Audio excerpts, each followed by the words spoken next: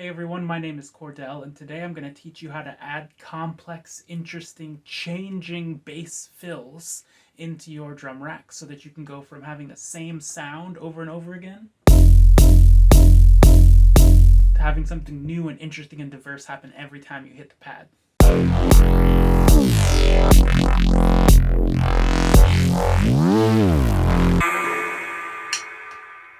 Let's get started.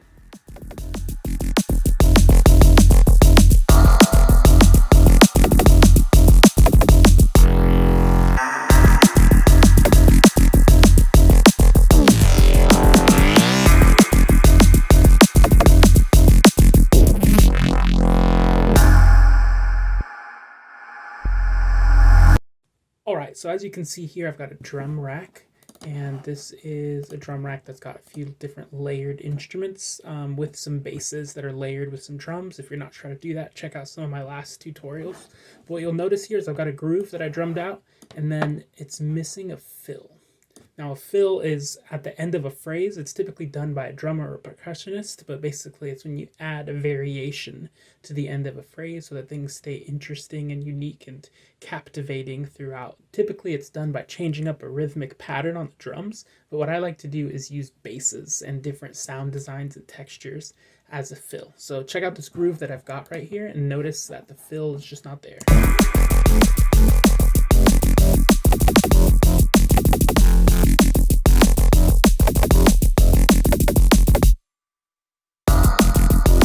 Now we could call these little sections right here at the end of this phrase a fill, but I want something crazy right here. So there's a few different ways that we can do this.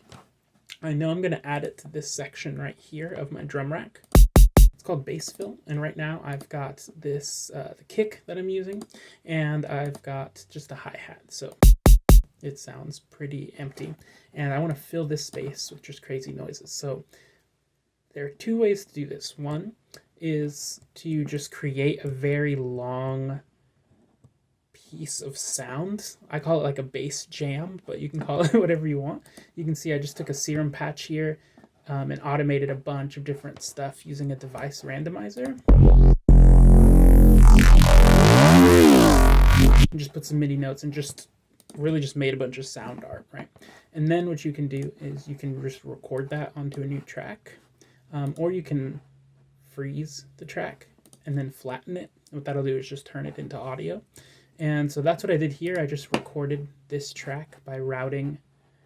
This is called instrument 3. So I went into the routing section here, hit 3 instrument. So now this track is listening to this track. If you can't see this stuff right here, you might want to turn on your ins and outs.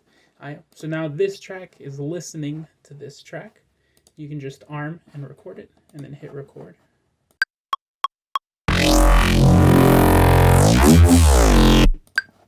If you were to do that through the whole thing, you'd get this whole mess right here, which is what I did with this. So now I've just got audio that we can use to get crazy. We're going to use that as our bass fill. So that's option 1. Option 2 is what you can do is just take a bunch of different noises, different one-shots and smaller bass sounds that you might have, and just stick them all together.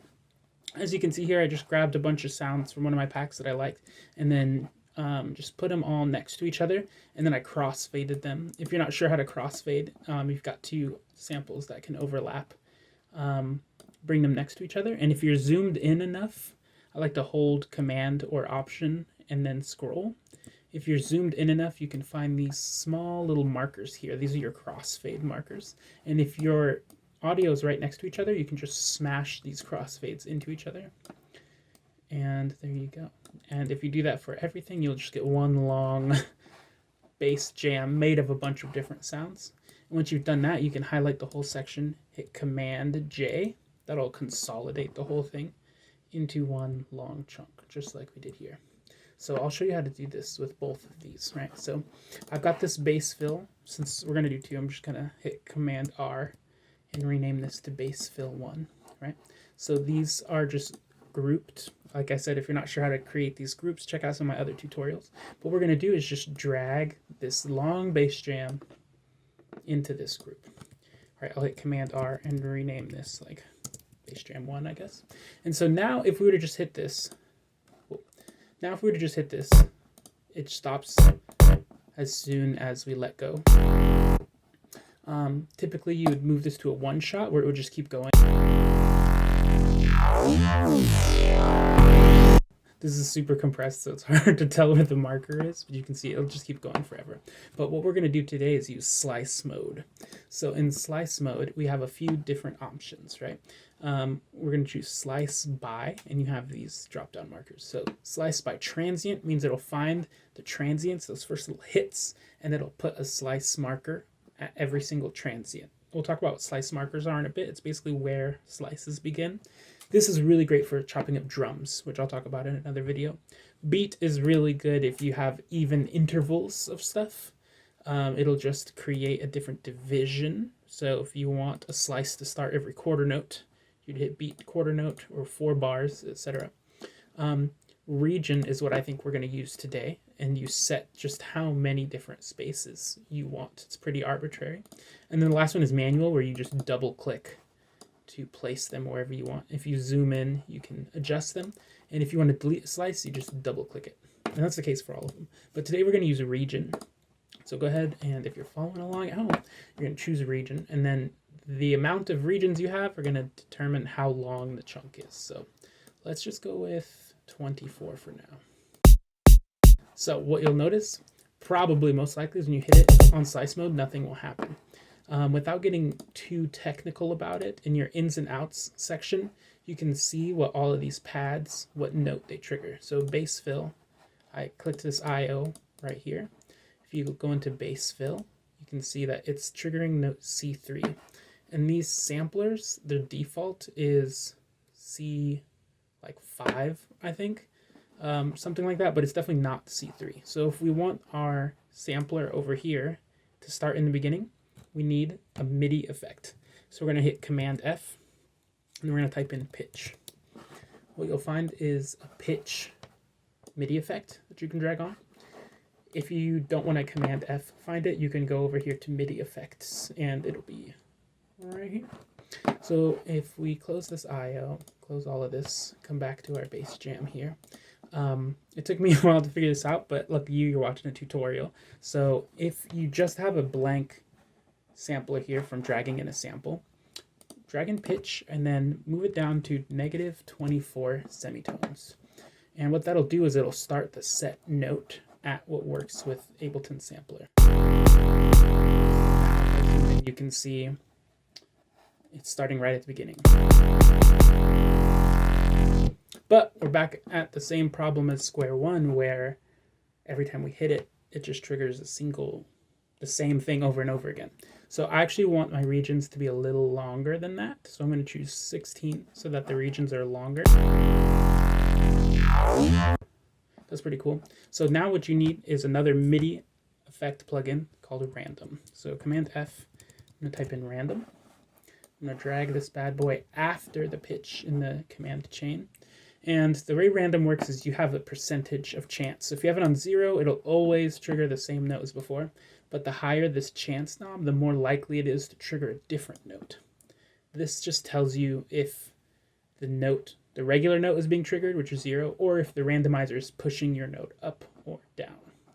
Choices is how many different options the randomizer has to toss it to somewhere else, right? So if you only have it down to 2, it'll only have about 2 other notes that it'll randomize with, right? Since we have 16 regions, if we go above 16, it'll start to use slices that we don't have. So I'm going to set it at 16. Scale is adding notes to these choices. So if I go up to 2, then it's like a lot more than 16 because it's including more scales. But for our sake, we're going to leave it at 1. And then sign, this is actually really important. So when the chance chooses a new note, bi-directional means it'll go above or below the original note. Sub means it'll only choose notes that are below the original note. And then add means it'll only choose notes that are above the original note. And the way the sampler is set up, this right here, this first slice, is the original note. And all of these slices beyond it are notes that are above that original note, which means for our sake, we need to leave it on add. And now, finally, we have this mode. It's got Alt and Random. Random means based on the chance of the randomizer, it'll just choose anything, anywhere, just completely randomly. But Alt means it'll always go to the next one. Now, based on what your needs are, sometimes it doesn't matter. Sometimes it's really important to go in order with like a chord progression or something like that. And sometimes it's better to be random all over the place. But for our sake, what we're going to do is slam the chance up to 100. Make sure the choices are at 16 because that's how many regions we have. And I want it to alternate so that we can actually see it go through. And if you hit this arrow right here, it'll actually make this bigger. This is not the best example because you can't really, it's harder to see the playhead go by because I made this so compressed. But let's just look at what happens now that we've got this pitch and this random setup. That was the first one. Let's see. Now it automatically moves to the next one.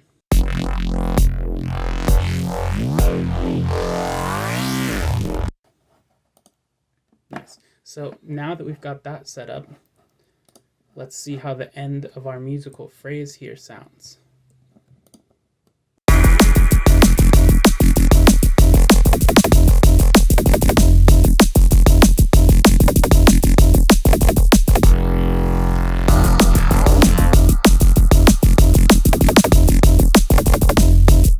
Nice, that was awesome. I could make it a little bit louder just for my tastes. And you'll notice when the pattern restarted, the bass fill kept going. This is going to be really important if you're drumming and you want it to stop at a certain time. You want to make sure that it gets choked. That's going to be really important. I've gone over this in a past video, but just in case you're not sure, you're going to come over here to this IO tab.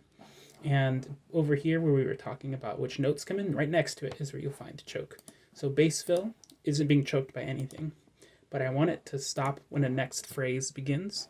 And I also have a crash here, which usually gets hit on the beginning of a phrase. So it's a really good candidate to choke it. So now I'm going to put it on 2, and bass fill is on choke channel 2. So now when the bass fill is playing, if I hit the crash, it'll stop immediately. So let's hear how that sounds.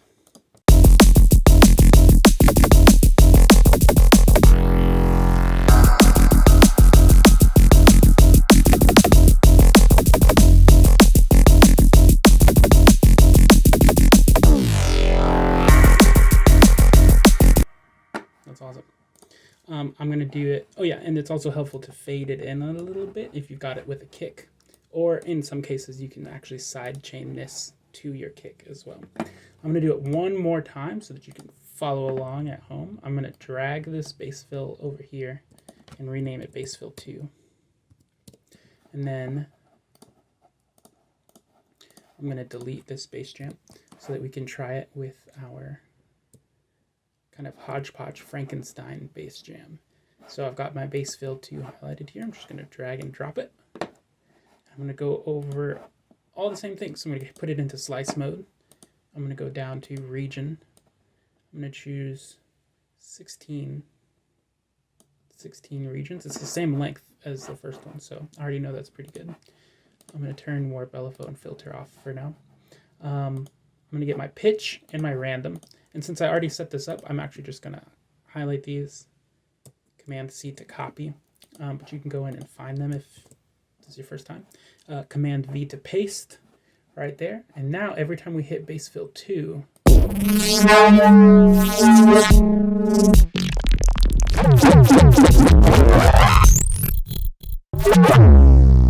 nice.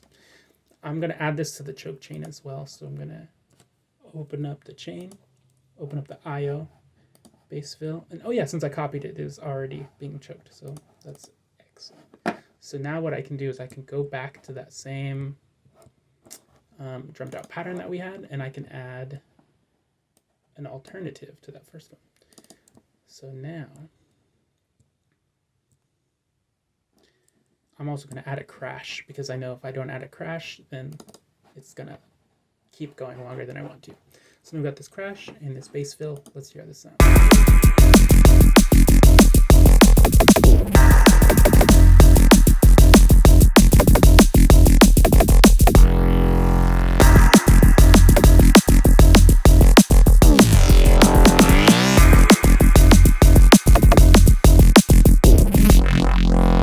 And there you go.